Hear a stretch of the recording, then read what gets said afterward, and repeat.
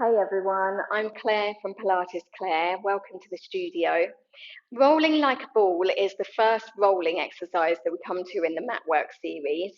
It's a nice spine massage, but it can be a bit of a challenge for some people. So we're going to have a look at the exercise. We're going to have a look at some modifications and things that we can do to help us do it safely. So the full exercise, we're on the back of our seat bones. We're in a nice round back. And then we roll back as we inhale and we exhale and we roll up.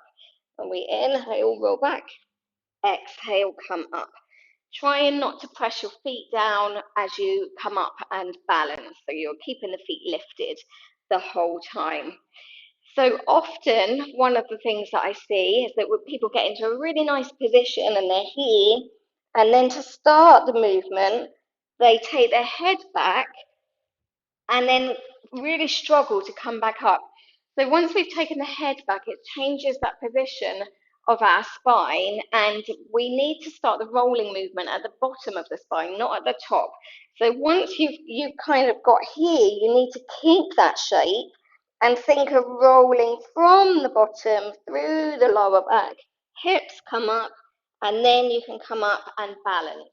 But if you're here and you take the head back, it's really hard to then come back up. You need to kind of get a bit of momentum going or use your legs to kind of help lever you up.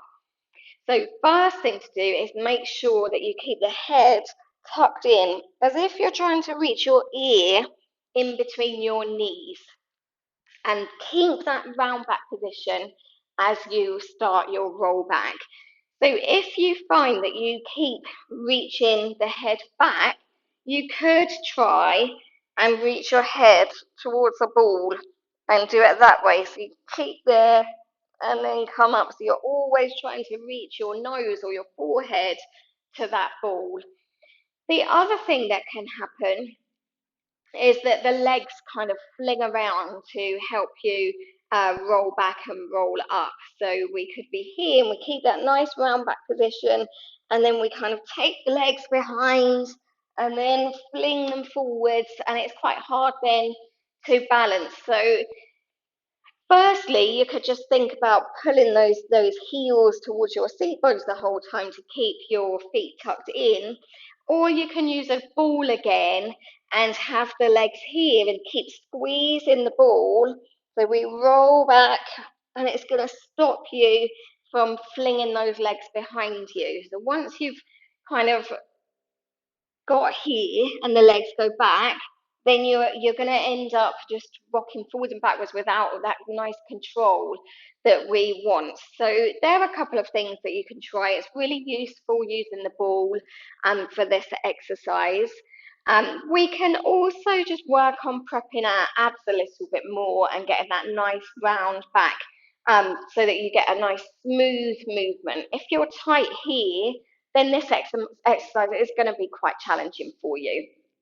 So often I'll prep my beginners by starting with the legs out in front and sitting really tall. And then we'll take our hands just gently to the side, just fingertips resting down. And we start to rock to the back of the seat bones. And the legs slide back a little bit.